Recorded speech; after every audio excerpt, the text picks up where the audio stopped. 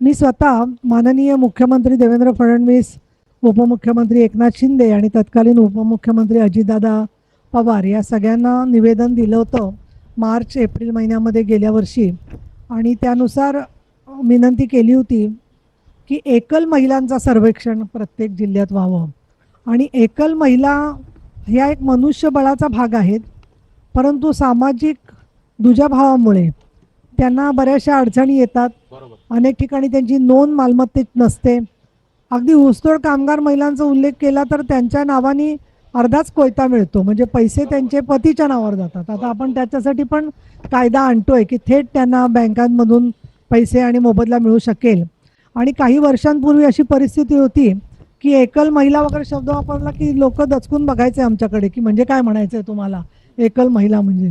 परंतु आता तो फरक झाला आहे, कारण सरकारनेच हा संपूर्ण महिलांची अपेक्षा स्वीकारलेली आहे. ती स्वागतार्ह आहेच, परंतु मला असं वाटतं नुसती घोषणा करून सरकार थांबलं नाही आहे. बऱ्याचशा डिपार्टमेंटमध्ये डिजिटलायझेशन केलेलंच आहे. म्हणजे रोजगार हमीमध्ये कुठली महिला एकल आहे याची माहिती आपल्याकडे आहे. त्यामुळे आत्ता फक्त तो डाटाबेस आपण तपासला तरी एकल महिलांचं सर्वेक्षण व्हायला फार काळ लागणार नाही.